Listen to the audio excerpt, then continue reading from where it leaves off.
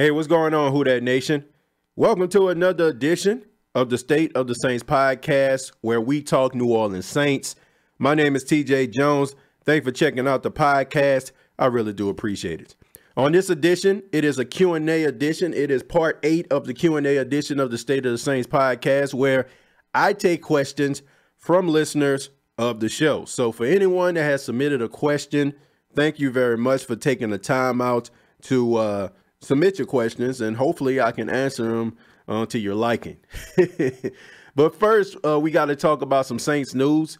Former Saint, and I'm saying former because this player is a unrestricted free agent, Tyler Davidson, will be visiting the Atlanta Falcons. That's right. The former New Orleans Saint will be visiting those bitter rivals that are the Atlanta Falcons. Now, I have no problem with this. I wasn't surprised that Tyler Davidson wasn't going to re-sign with the New Orleans Saints, because when I looked at the Saints picking up Malcolm Brown, the former New England Patriot, and then picking up Mario Edwards Jr. from New York Giants, I already realized that the writing was on the wall for Tyler Davidson.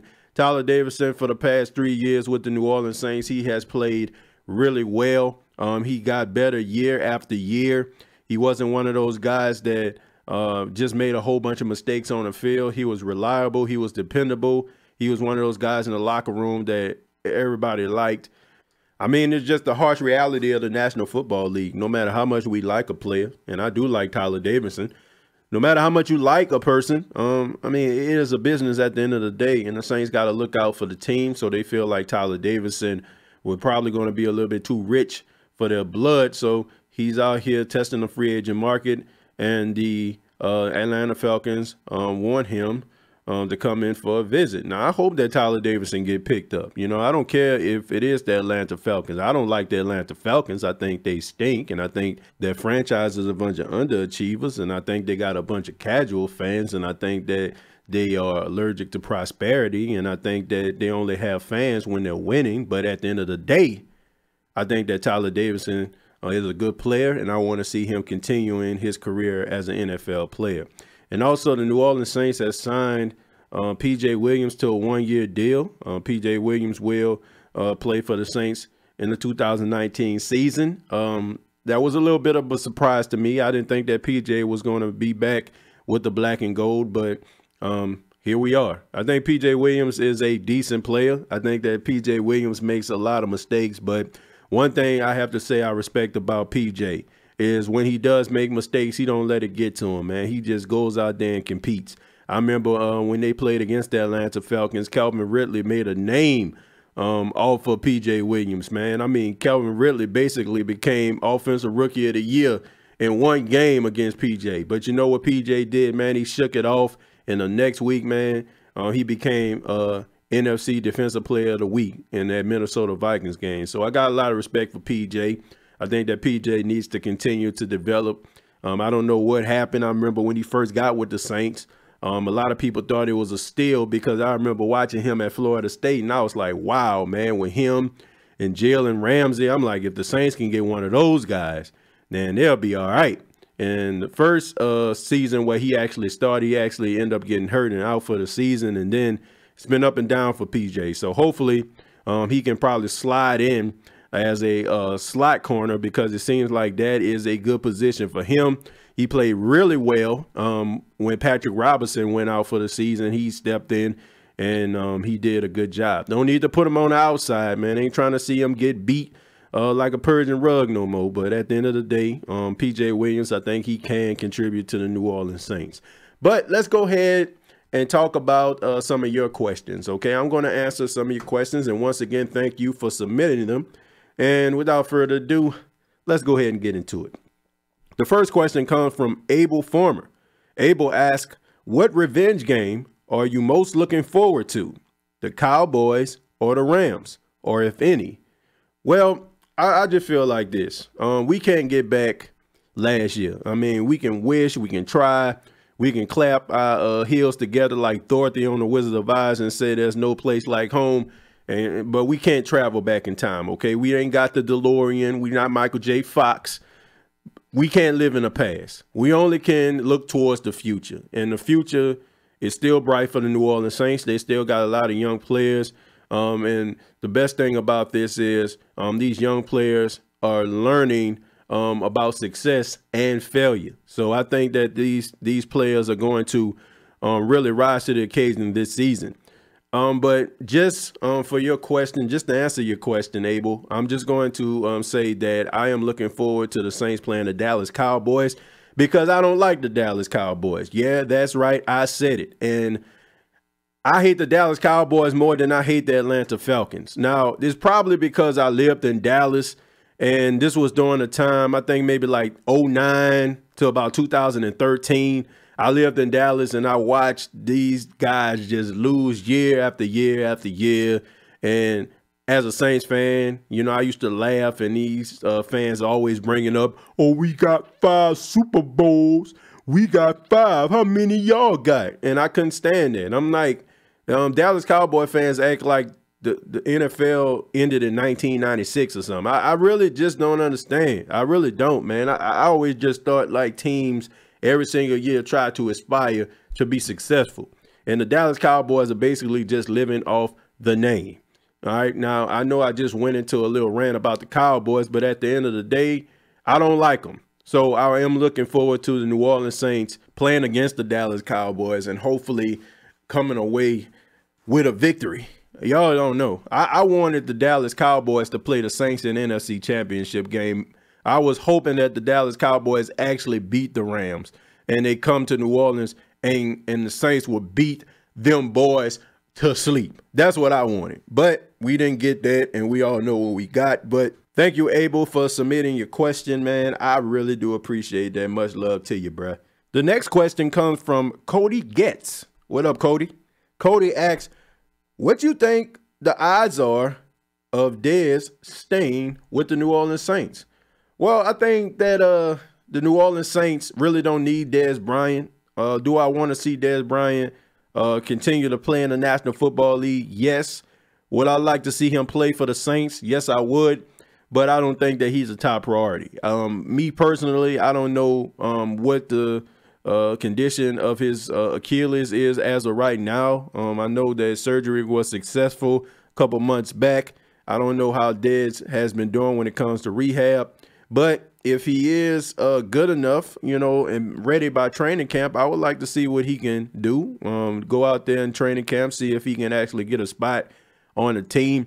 I just think that this whole situation is sad, man. You know, to know that a player of the caliber of a Dez Bryant can't even get a tryout with a team, man. It's just sad, man. I mean, this guy has a lot of talent. I don't feel like, even though, you know, he has some injuries, I don't feel like that type of talent you can just find anywhere. I think that the fact that he played for the Dallas Cowboys and the Dallas Cowboys didn't allow him to develop, and that had a lot to do with the coaching. Now, that had a lot to do with the coaching. If you see a player and you see him in year one and he's actually wrecking shop.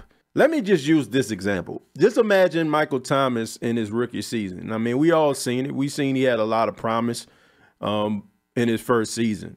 The second season, we seen Michael Thomas, it elevated. His third season, he elevated more than his second season. Every single year, it seems like Michael Thomas is getting better.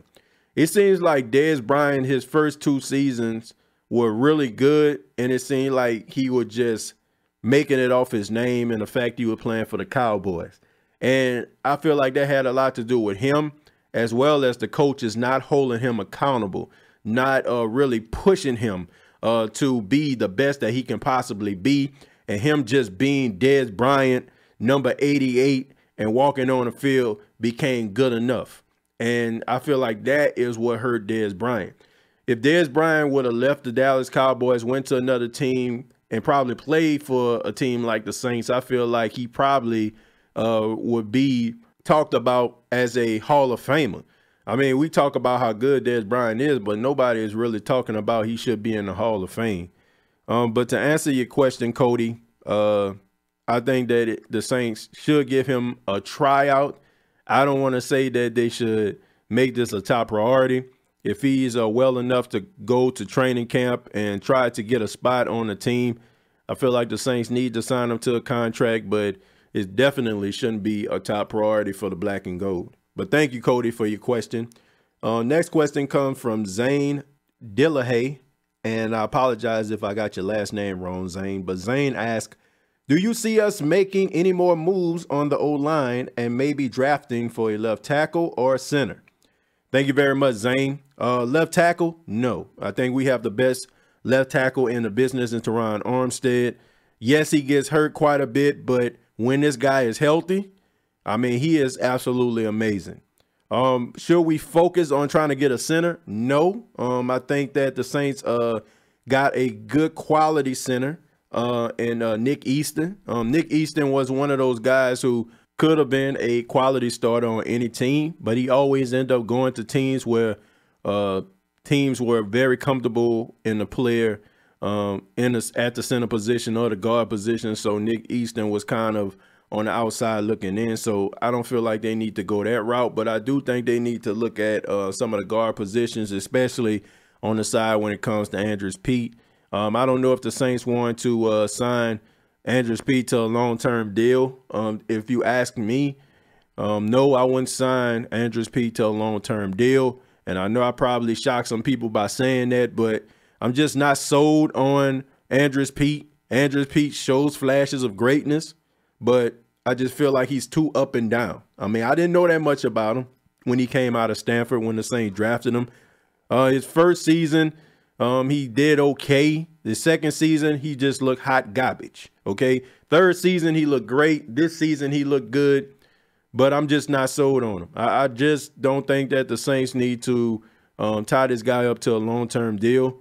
So I do think that the Saints need to look at the offensive line position in the draft, maybe like in the later rounds, try to get somebody in here. They also have players like Will Clapp.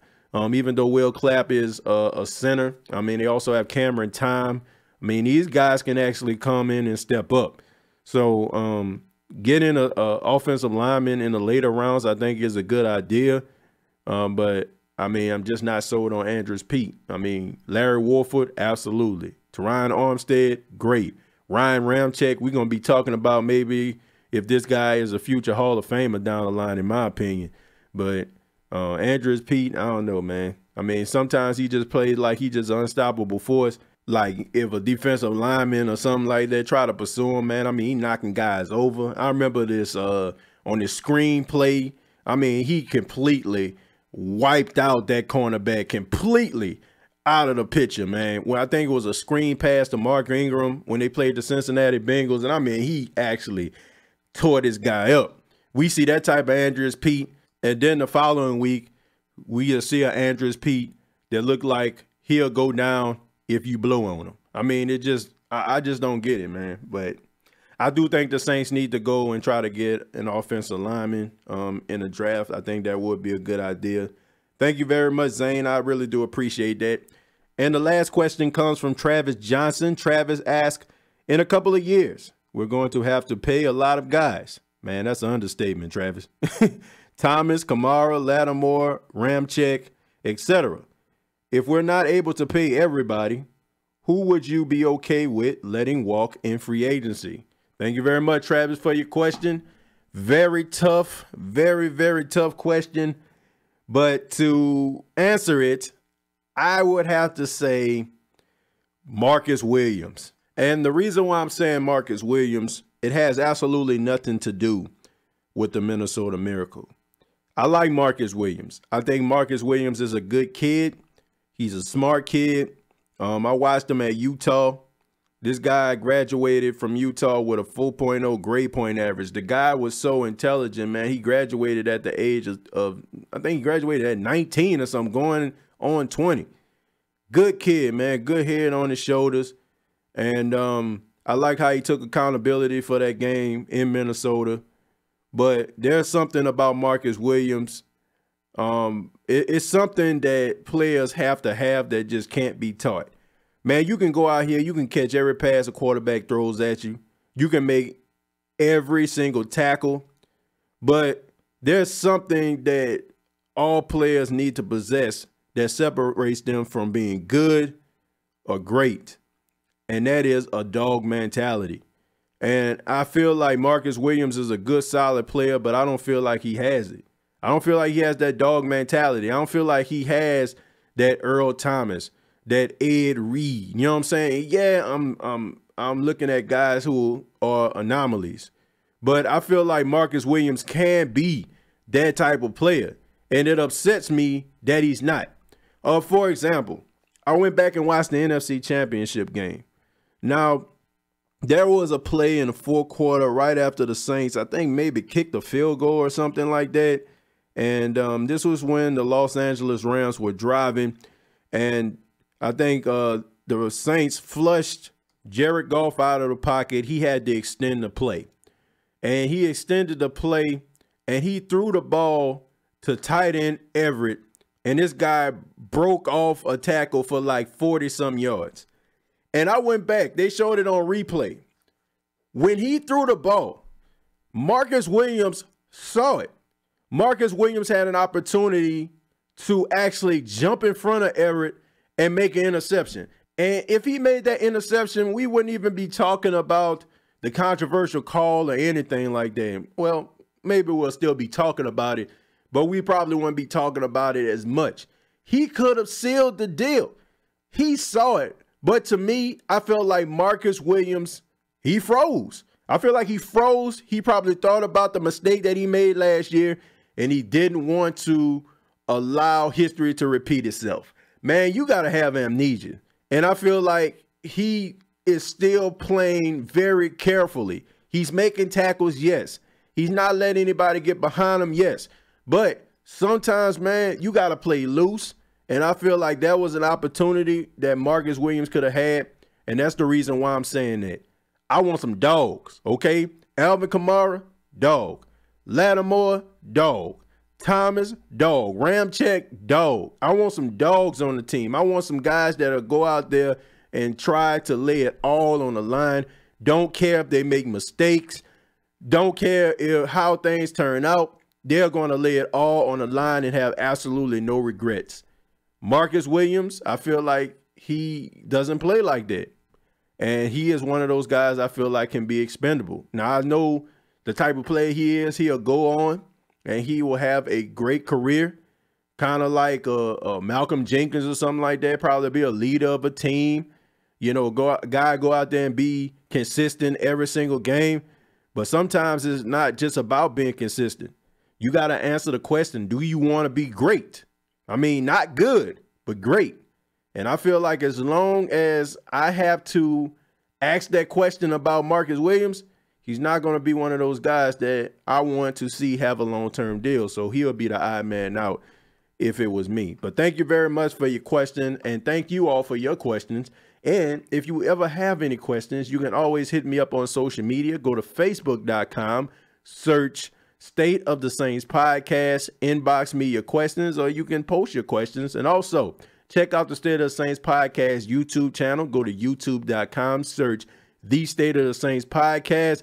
Also, previous episodes are available on iTunes, Spotify, and iHeartRadio.com.